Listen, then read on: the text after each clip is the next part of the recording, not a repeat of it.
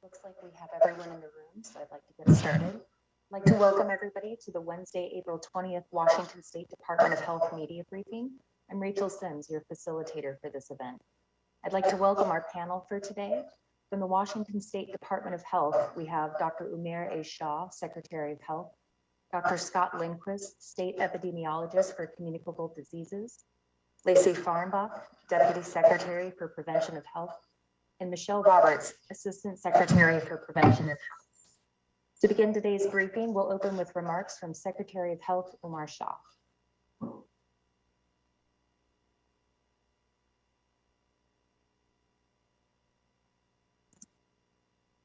Good morning. Can you hear me okay?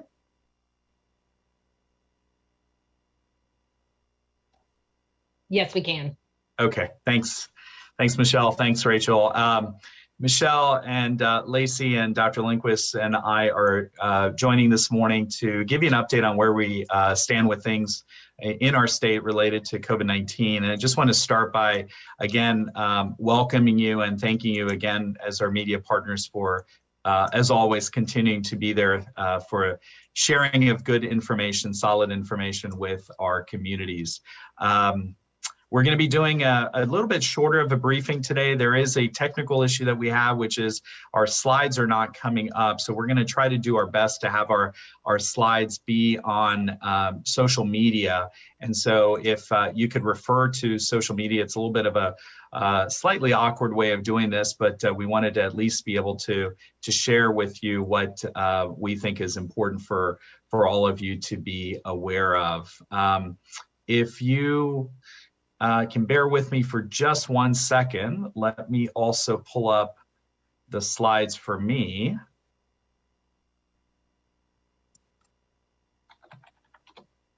Because they just went away.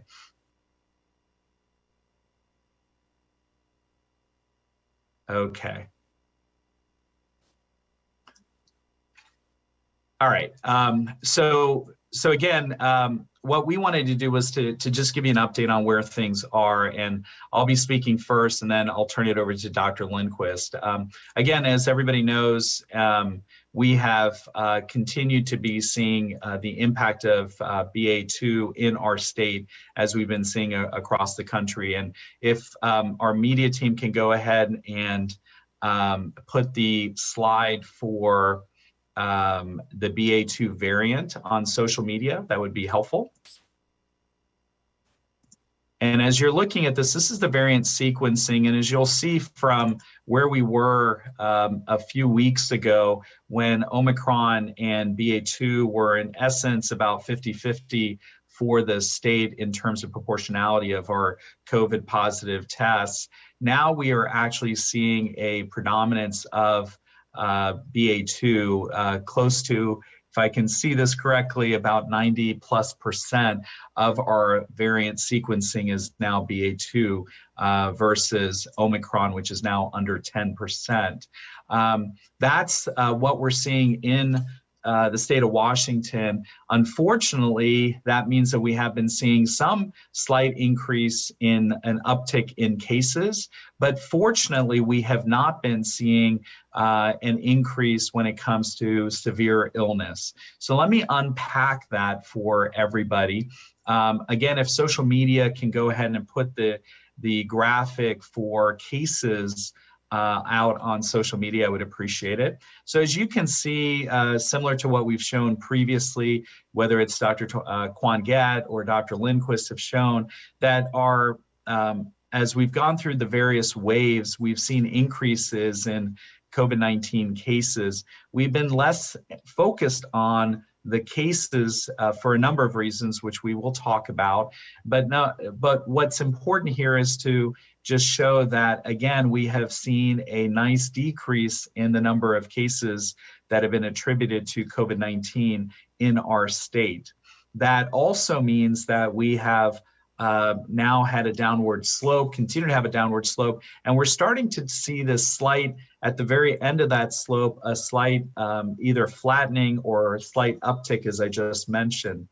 That means that we are monitoring that closely, but at the same time, what we are really monitoring, and if social media can go ahead and send out the hospitalizations graphic, we're really watching hospitalizations. The most important thing for us is the healthcare capacity, and because of all the different various factors that are out there when it comes to counting cases, our focus remains on hospitalizations, which, as you can see in this,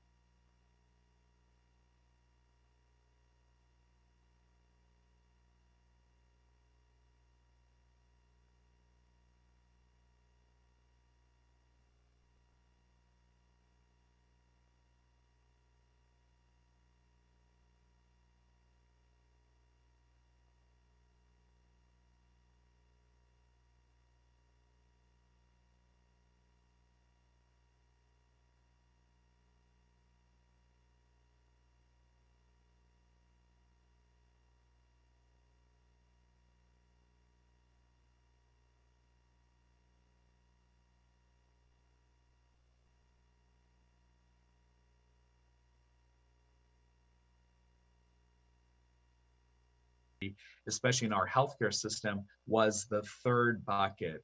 And what this is really important is that as we are seeing these increases, it is likely that we're seeing a combination of some attribution to BA2, as we're seeing in our state, but we're also seeing this likely due to the fact that there has been some relaxing of people wearing masks or being careful with social distancing or all the other measures that they had been taking previously. Those measures naturally, as they come off and you start to see some Omicron/BA2 variant that continues to be circulating in our communities, it is not surprising that you would see some increases in cases.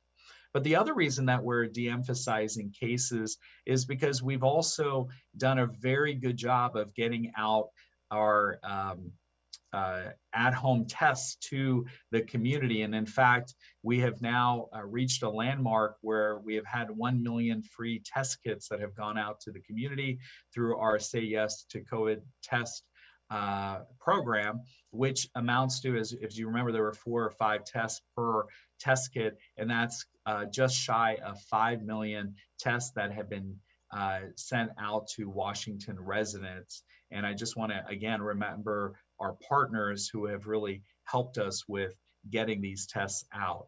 But as people are at home and they're testing and they're making and taking appropriate action based on the test result, then therefore they're not giving that information or providing that information, or we're not seeing as much of that information in our test counts and our tallies for cases. And again, the reason why we are not as focused on tests, as focused on cases. The other strategy that, as you know, we had unveiled in WA Forward, and Dr. Lindquist can talk about this as well, is related to both sentinel surveillance as well as wastewater surveillance. Again, those providers who are helping us with recognizing what's happening in their clinics, their clinic system, touching base with them, and recognizing whether they're seeing an increase in disease activity or people who are seeking tests, in addition to the wastewater surveillance program that's been set up throughout the state of Washington. So a number of things that we're doing related to WA Forward, but the key piece is that as guidance is evolving, we want to make sure that we're doing everything we can to get that information out to the public. And certainly with that information, we're also recognizing and hoping that the public is going to do what it needs to do in order to continue to use safe and healthy protocols as it protects itself. So again, from our standpoint, this is a really important time for all of us. Now, obviously, we are watching what's happening on a national level, both in terms of BA2, but also with national policy. And I know many of you have been aware of the federal mask policy for public conveyance. And that's not just for airplanes, but also for public transport like buses and trains, et cetera. We're watching what's happening from a national perspective.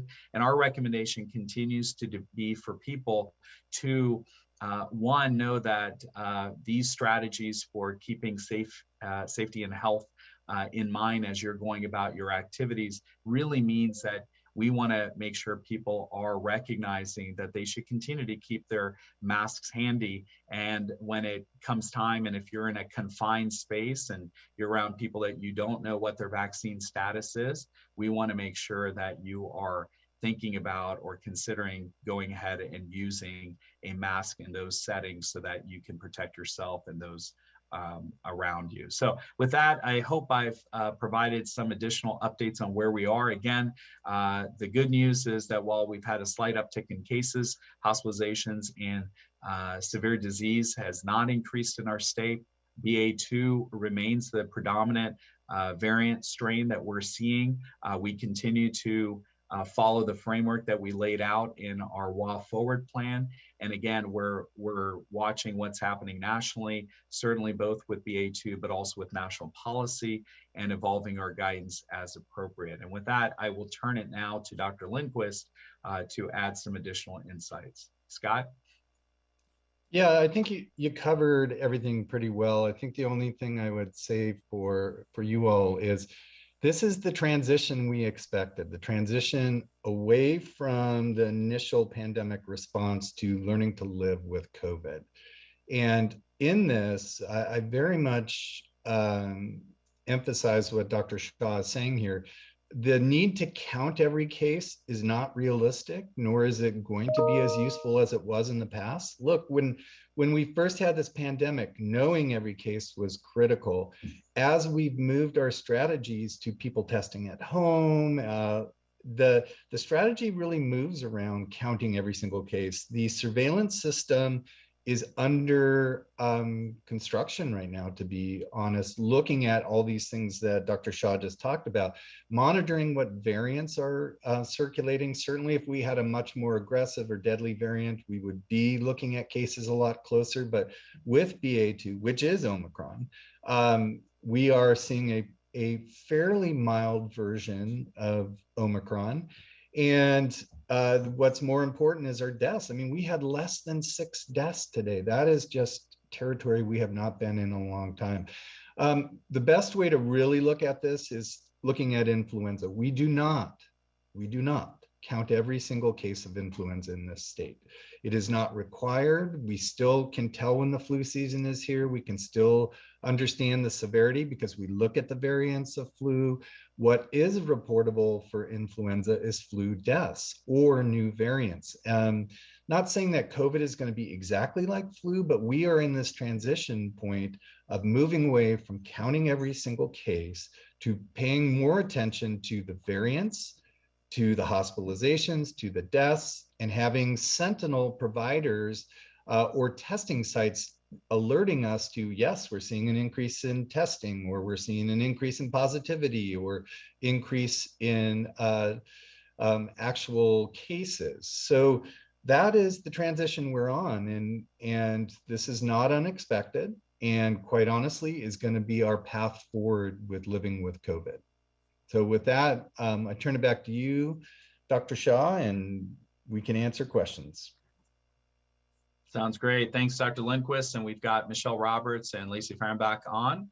And Rachel, we'll go ahead and turn it to you for a question. Oh, and it goes without saying, although Dr. Lindquist and I did not mention it, that we also want to remind everybody to get vaccinated and to make sure that if they have been vaccinated, that they get their booster as well. And that is continues to remain a focus for us. And we want to make sure that we remind everybody of that as well. So with that, Rachel, we'll turn it to you. Thank you, Dr. Shaw. Our first question comes from Ryan Harris with Northwest News Radio. Go ahead, Ryan. Hi, thanks, and good morning, everyone. This one's going to be a little off topic, But as you know, today is April 20th, also known as 420. That means a lot of our cannabis user friends are going to be celebrating today. And I'm wondering, actually, if any of you just have some advice for them. I don't want to put words in your mouth, but I'm going to guess not sharing joints and bongs and that sort of thing might be on the list. Ryan, thank you.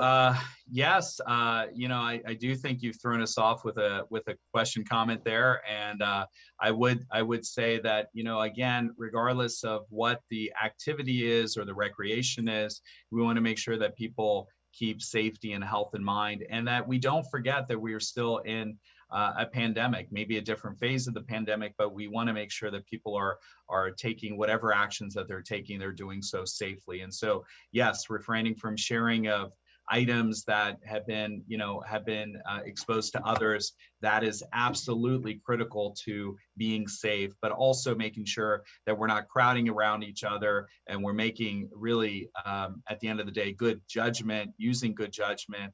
And that especially means that if you're in a confined indoor space around other people, that you certainly do everything you can to be safe and social distance, and make sure that you've been vaccinated, and pull up your mask. All right. Thank you, Dr. Shaw. Did anyone else want to comment on this? I can just say, whatever reason you're gathering, spring holidays, 420, it's safer to gather outside. Ventilation is less of a concern there, in addition to what Dr. Shaw has shared.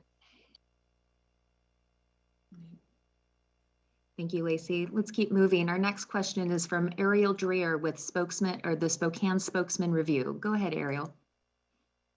Thank you. I have two questions this morning. First, are we seeing BA2 increases everywhere statewide, including in Eastern Washington? And then some readers are curious when they should get their fourth booster dose. Now, with BA2 sort of having a larger presence in the community, or later this summer before they're planning on doing more travels? Thank you. Thanks, Arielle, for that question. I'm actually going to turn that first one over to Dr. Lindquist. And Michelle, why don't we bring you in on that second question about the recommendation on timing of boosters? Yeah, I mean, the quick answer to this is we're seeing BA2 across the state. The current system for looking at variants is making sure that we're looking not just in the Puget Sound area, that we're getting samples from around the state to evaluate for BA2, and we're seeing it uniformly across the state.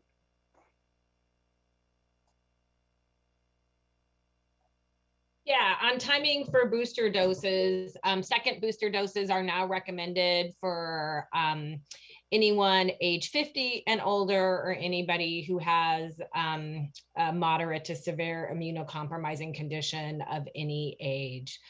So it's really important to know your risk. We've been talking about that. So if you have any kind of condition that would put you at higher risk for severe outcomes from COVID disease, and we've got lots of great resources if you don't know what types of conditions, but anything that would impair your immune system, other risk factors, including potentially some behaviors like smoking cigarettes or vaping, but lots of good information we have that you should understand what your risk is. It's important for things like we were just talking about, when you should be wearing a mask. But it's also important to make sure you're staying up to date with your booster doses as well. So we do know there is potential for, like we've said, that we're starting to see a small increase in the amount of COVID we have in our state and across the nation. So it's really good to be checking in. How long has it been since your last dose of vaccine? If it's been more than 4 months, it's time to consider getting an additional dose. And if you've not gotten your initial booster dose, we recommend, which is recommended for everybody age 12 and up, it is definitely time to get that dose. These vaccines, we're learning a lot about them in real time. They do wear off over time, the amount of protection, especially against infection. They still produce strong protection against severe outcomes, but it's really one of the best bets, especially while we're still in this pandemic phase, is staying up to date with your number of COVID doses that are recommended for you. Thanks, Michelle. I think the only other thing, Arielle, that I would add is, and Michelle, you said it, but just to emphasize it, is that, if you're eligible, we also recommend you don't wait, that you go ahead and get your booster now. And so if you've got an activity coming up in a month or 6 weeks from now and thinking, let me wait for just that ideal time 2 weeks prior to that activity, that's really not what we're recommending. We're recommending getting your booster when you're eligible. And that way you have a longer period of time for protection. What you don't want to do is try to time it perfectly, and then you for whatever reason have had waning immunity, and now you actually do get COVID-19 while you were waiting for that activity, that ideal time 6 to 8 weeks from now. And so we recommend you get the booster when you're eligible. Thank you, Dr. Shaw. Our next question comes from Steve McCarron with Como. Go ahead, Steve. Hi, thanks for taking my question, guys. My question is kind of a multi-pronged question regarding boosters as well. I know the CDC advisory group is meeting right now to talk about the future of COVID-19 boosters, but what about those who are under the age of 50, especially if they're past that 4-month time frame? What should they do? Should they be concerned about reduced immunity? The other main question that I have is do we think boosters will become an annual recommendation, or is it really too soon to tell? Yeah, great question, Steve. These are all the pieces of information we're learning in real time right now. So it is, if you are under 50, that second booster dose is recommended only if you have a moderate to severe immunocompromising condition. So not everybody is recommended to get a second booster dose. There's a lot of information coming on this, and we're still learning a lot more. I expect that it's likely additional booster doses will be recommended over time, but we really are going to follow the lead of the FDA and the CDC on that. And the manufacturers are doing a lot more of their continuation of their clinical trials to understand what is that right interval and when may additional booster doses be needed. They're also looking at the options around booster doses for with new variant specific vaccines. So both, we've got the current vaccines, but they are doing research and clinical trials on looking at booster doses that are specific to Omicron. And so that could potentially offer more protection. We expect to have that information in late summer or early fall, and that will help chart the course forward. And we're really glad that our partners at the FDA and the CDC, you mentioned their meeting today, are continuing to really look at the comprehensive science around this, and as the manufacturers give them more information from the studies they're doing to help really guide the recommendations going forward. I think it's really important for all of us right now, regardless of whether or not you're recommended for a booster or not. One, to make sure you've gotten your first booster for everybody who's age 12 and up, and that's 5 months after your second dose or your last dose of vaccine. That's really critical. Right now, we know about 58% of our population is up who could be eligible for a booster dose has gotten it. So there still is a lot of people out there who need to get their booster dose of vaccine. That's going to really be your best protection against infection and to continue the strong protection against severe outcomes of this disease. And then also the other behaviors. Vaccine is one piece of what we need people doing, but continuing to making sure you're taking other precautions like gathering outside when you can, watching your social distance, and wearing a mask when you're in crowded settings. It's all of these things, as outlined in our Walk Forward plan, that are important to maximizing your prevention, your protection against COVID-19.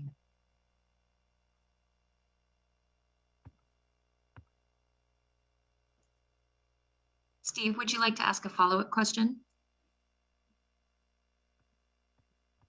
Yes, I'm just curious about, do we think that boosters are going to become an annual recommendation, or is it too soon to tell? Yeah, Michelle, I'll let you chime in as well. I think it's too soon to tell, but I think the thoughts that we've had in the public health community is that this is the direction that it's going likely to be, is that there will be some regular boosting that will be required over time. We just don't know what that's going to look like. And certainly a lot of that is also going to depend on what we see related to COVID-19 and its transmission over time, and where we'll be next year, where we'll be the following year, et cetera, et cetera. Michelle.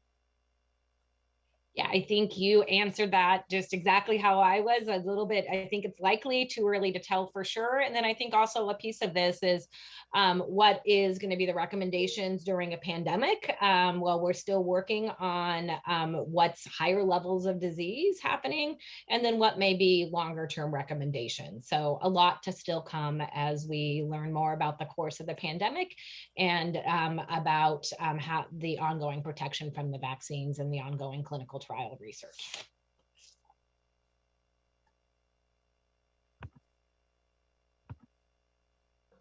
Rachel. Right. Yes, thank you, Michelle. Our next question comes from Keith Eldridge with Como. Go ahead, Keith.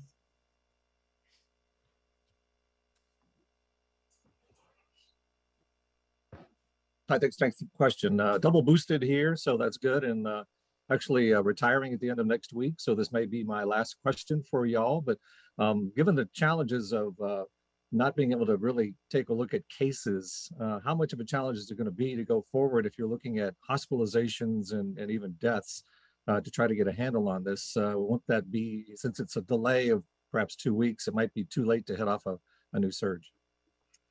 Yeah, thanks, Keith. And I'll tag team this with Dr. Lindquist. Keith, first of all, congratulations on the decision to retire, and I hope you're going to do something fun and not be on our DOH briefings. Although that's a lot of fun too, I'm sure, Keith. That's probably the thing you're going to miss most about your time. But just want to thank you for your spirit and your service throughout your career, and we're going to miss you. So just wanted to say that. From a standpoint, let's be really clear. We are monitoring other factors. Hospitalizations and severe illness is the most important piece that we're looking at, but we're also looking, for outbreaks. We're looking for unusual patterns.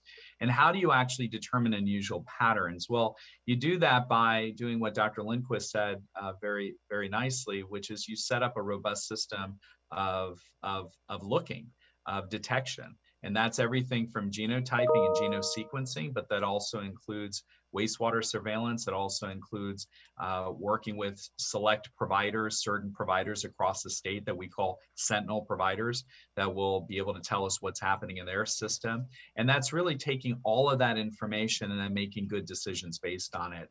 So you're right that hospitalizations may lag a bit or severe illness may lag, but we can look at all that with trends, and those trends then allow us to make good decisions in advance. So hopefully that helps. And Scott, I don't know if there's anything you wanted to add in there. No, I would just say, Keith, I don't just look at the cases. That's the point. Cases are becoming less, the case count is becoming less and less important to me than these other things that Dr. Shaw is talking about, like what is the current variant? What percentage is that variant? How is that variant playing out across the US or across the globe? If we were dealing with a very different variant, we would be paying attention more to numbers or cases. But when things become very common, so things like influenza, things like rotavirus, other things, it's not like we don't look at trends, but we don't count every single case because the value of counting them is not there. That energy is much better spent on things like sentinel providers, genotyping, looking at some of our biggest testing centers in the state. What is their real-time trend? So I think we're actually will be ahead of the trend by looking at these sentinel areas rather than counting every case that, quite frankly, it's such a common infection now. People aren't reporting every case. Focusing on to those folks that test positive that they know to isolate so that they don't expose other people. They know that there are treatments out there for COVID at this point, things like Paxlovid, and moving this back into the arena of our healthcare providers. So, at some point when disease is as common as COVID is right now, which is one of the most common respiratory viruses in our community, we need to start normalizing this within the healthcare system. So providers are talking to people that aren't vaccinated, not just relying on state messaging to get vaccinated, although we still are doing that. Having that discussion with your provider, having a provider test you, and the minute they test you, being able to turn around and offer you antiviral treatments right there. That's the model of shifting rather than just being in this pandemic response of counting cases. That's the best way to just give you our current thinking on this. I just wanted to jump in and congratulate Keith on a successful career and thank him for his coverage of the pandemic. I remember very early on interviews with him in his home. So just wanted to offer my congratulations and gratitude as well. Thank you, Lacey, and congratulations, Keith. Our next question comes from Nicole Jennings with Cairo News Radio. Go ahead, Nicole.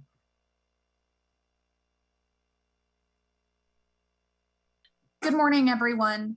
I understand why we're not focusing so much on the cases as we are on hospitalizations and deaths now, but nevertheless, we are seeing this uptick, and other parts of the world, even other parts of our country, have started to bring back some restrictions. What would it take for us to start bringing back some of those things?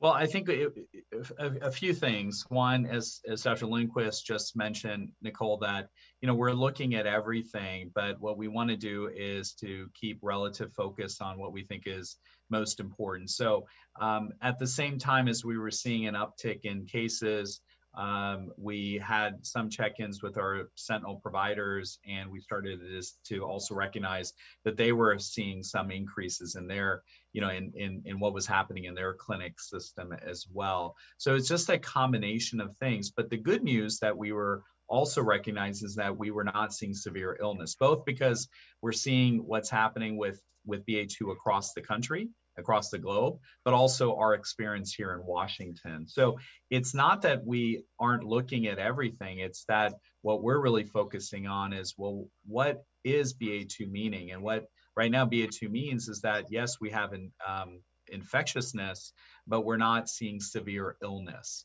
And so that is really important. We want to certainly prevent people from getting COVID in the first place. That's also obviously important.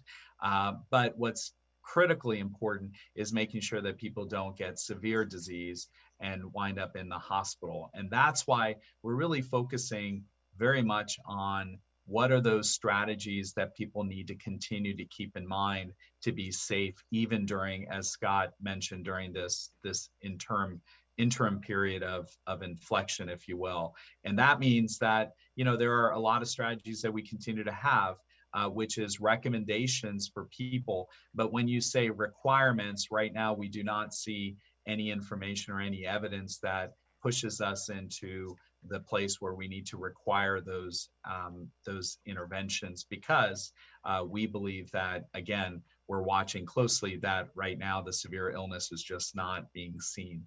So Scott, I don't know if you want to add anything, or Lacey on top of that, but just wanted to recognize that we continue to monitor, but we're not seeing anything that's pushed us into making requirements a part of our strategy right now.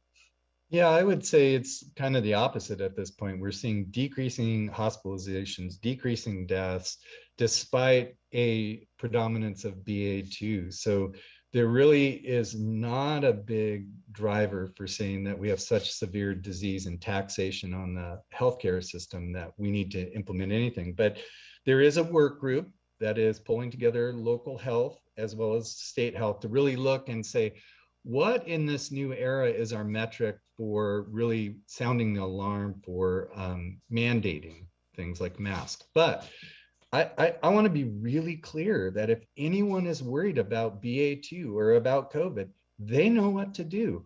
Number one, optimize your vaccine strategy. So if you're not vaccinated, get vaccinated. If you are vaccinated, make sure you're got your maximum recommendations of boosters. Number two, optimize your respiratory protection. Even though there isn't a mask mandate right now, I think it's wise. And I personally myself wear a mask when I go into the grocery store or the hardware store, and I optimize it with a KN95.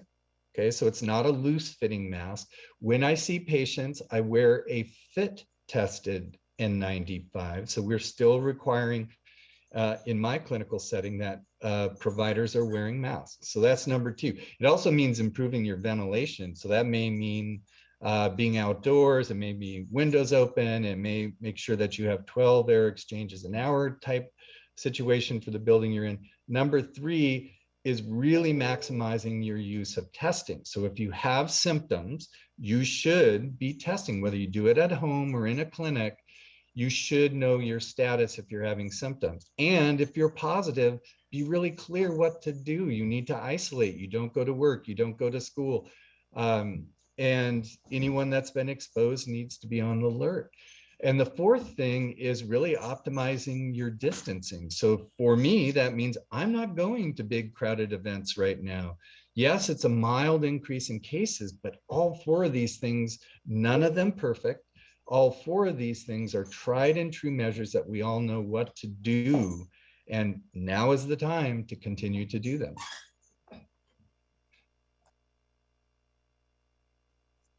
All right, thank you, Dr. Lindquist. Our next question is from Kate Walters with KUOW Public Radio. Go ahead, Kate. Hi, thanks all for doing the briefing. We really appreciate it. And Keith, congratulations to you on your retirement. Dr. Lindquist, I think you kind of just did what I was going to ask there, but I wanted to just go back to the masking rules on public transportation since this week that was struck down.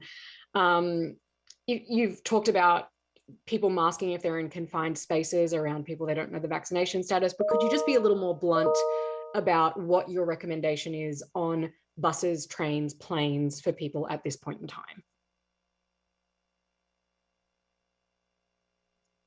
God, I think that was to you. Yeah. Yeah, you want me to do it, or are you going to take this? I'll let you take it and I'll add to it. How's that? Okay. Yep. Because I have a feeling we're going to say about the same thing. So. Yeah. I mean, the most direct answer is we adhere to federal laws around what is mandated and what's not. But we still recommend masks, even though it's not mandated. So for me, when I get on the ferry, public transport, right? It's not going to be a requirement. A lot of people aren't wearing masks on the ferry, but I personally am still doing that. But I'm also vaccinated, I'm boosted, I'm masking, I'm not going upstairs on the ferry around a lot of people. I'm either staying on the car or out on the deck. And quite frankly, I'm still relying on testing. I test myself if I have any symptoms, and I test myself every week in clinic before I see patients. So the answer is yes, we respect the national guidance. We essentially have said, respect the rules of the room that you are in. That still applies, but we still feel the need is good for masks, and you should always have a mask on hand. And I would, you asked the question about, sort of being blunt about what our recommendation is. Our recommendation has not changed. We know that masks work. We know that all these other strategies work, and we want to make sure that people are using them. What we are saying, though, is that there are not requirements for these. So people are going to have to really make good decisions based on both their own risk and also their tolerance of risk, right? So if I have a certain condition and I am having to travel, I'm gonna think about that condition and making sure that I'm taking all the safety precautions as I'm making that trip. If I don't have those, that kind of a condition and I'm taking a trip, I'm still going to consider the fact that I'm in an environment that's a confined space. Now, Scott mentioned, for example, a ferry. When you're up on a deck and no one else is around, and you're looking out at the incredible mountains or the water, you may make a decision at that point not to wear the mask. But if you're inside and you've got other people around you, and you're concerned about either them or you, that you should have your mask and pull it up. And that's really what we're saying, and we've been saying throughout as our WA Forward plan, is to continue to give people information and let them make good decisions. And hopefully they will make decisions that are not just about the activity, but also about safety and health as well. And so Scott and I and all of us on this briefing come at it the same way. These are not requirements, but we're asking people to use good judgment. Thank you, Dr. Shah. Our next question is from Elise Takahama with the Seattle Times. Go ahead, Elise. Hi, good morning. Thanks for doing this. I'm wondering if maybe Dr. Shah or Dr. Lindquist could talk a little bit more specifically about how the state's wastewater surveillance system is working from both the DOH and CDC standpoint. And then kind of a piggyback to that is, now that we're seeing small increases in cases statewide, could you say whether the wastewater data had provided any signs that that was coming? Lisa, we had a little trouble hearing you. Was the entirety of both questions around wastewater? Yeah, sorry about that. The second one was just about whether that data had provided any signs prior to this small uptick in cases. Yeah, Dr. Lindquist, feel free to jump in on this one. I think that we've got to be very mindful that wastewater surveillance is a promising emerging way to detect disease activity and trends. And the way I look at it is, you don't see it as much the trees in a forest, but you're really looking at the forest itself. And that's what our biodetection methods are really very much focused on, or what are the trees doing in that? What's the forest looking like when you don't actually know specifically the trees? And what that means is that in the case of wastewater surveillance, you don't know exactly specifically who the individual or individuals are that may be contributing to increased transmission or increased collection in that wastewater, but you're seeing the trends of that area or that geographic, either a community or that geographic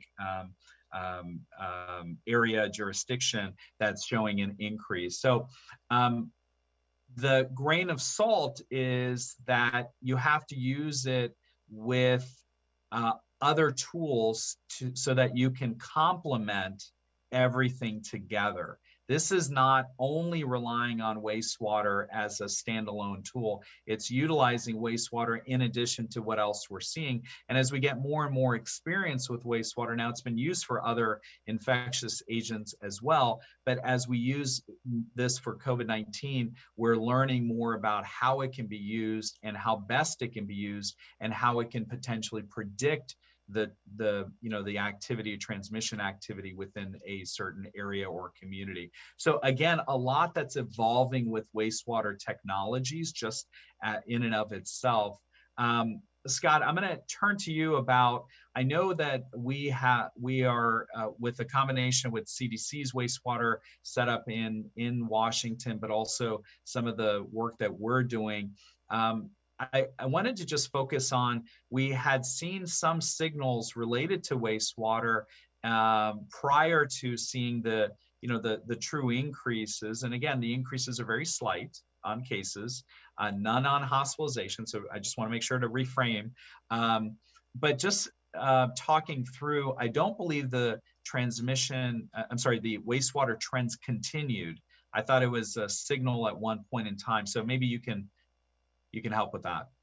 Yeah, no, I think you've explained it well. I mean, this is cutting edge technology that we're just getting on the front line of and getting experience. So while we did have some peaks, unfortunately, you see peaks when there's excessive rainwater and excessive flow through sewage treatment facilities. So trying to sort that out and knowing what these signals mean, I don't think we've got a good enough handle on it. I think it's a great question. I'm asking it of our team once a week. I have not had anything from wastewater signal completely change the way I'm approaching COVID. It's promising. Ask us this question in 6 months to a year, and we'll have a much better answer for it and experience and trends with it.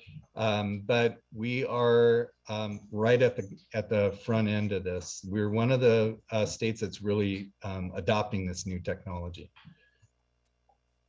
And the only other thing I would add is that as long as Scott mentioned, as long as this technology shows not just promise, but it actually shows utility, we will continue to be one of the leading states when it comes to employing this kind of technology, because that's what we've done throughout this pandemic is we've looked at the latest technologies, the latest strategies, and adopted them so that they will help us for predictive analytics moving forward. So that's the one assurance we have. But again, it's a little too soon to say that we can put everything in the bucket of wastewater surveillance.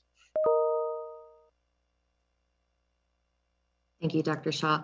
Our next question comes from Annette Cary of the Tri-City Herald. Go ahead, Annette.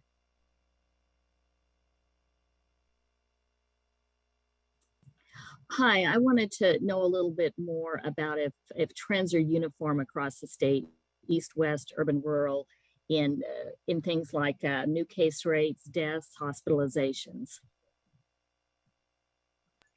I can answer that one pretty quickly. There is a difference between Eastern Washington and Western Washington, and these are broad strokes. You can't really clump all of Eastern Washington together, but yeah, the case rates are being seen more in the Puget Sound area than they are on the eastern side of the state. Hospitalizations tend to be a little bit lower right now in the eastern side of the state. There's a lot of confounding to this over time because a lot of hospitalizations for complex medical conditions usually come to Puget Sound area hospitals. That's like university settings that increase that number here. So there is a natural difference across the state. We are not seeing the same increase in cases on the eastern side as we are on the western.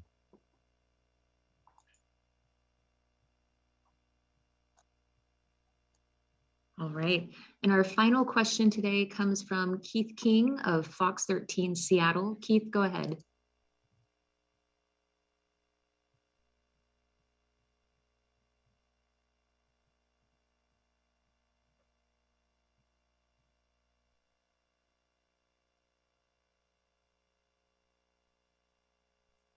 Keith, are you available?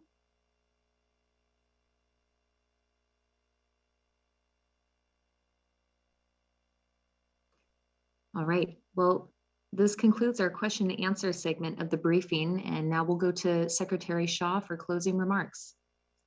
Again, just want to thank everybody for being here today. I also want to, again, congratulate Keith on his upcoming retirement.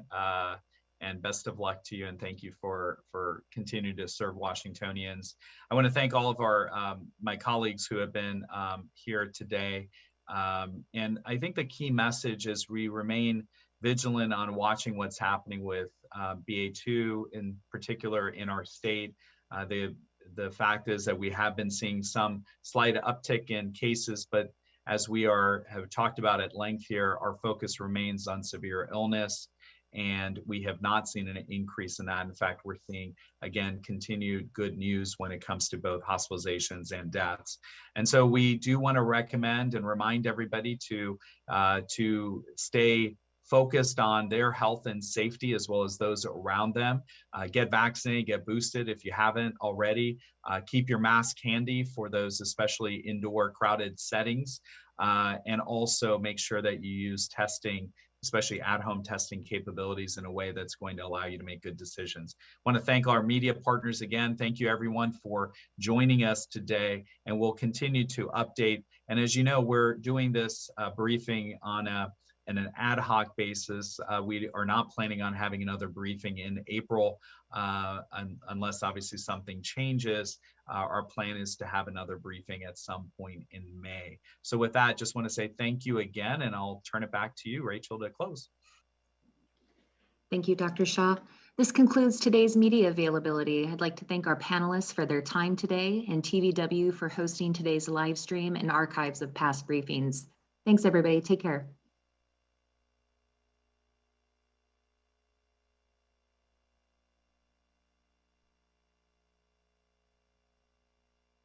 Recording stopped.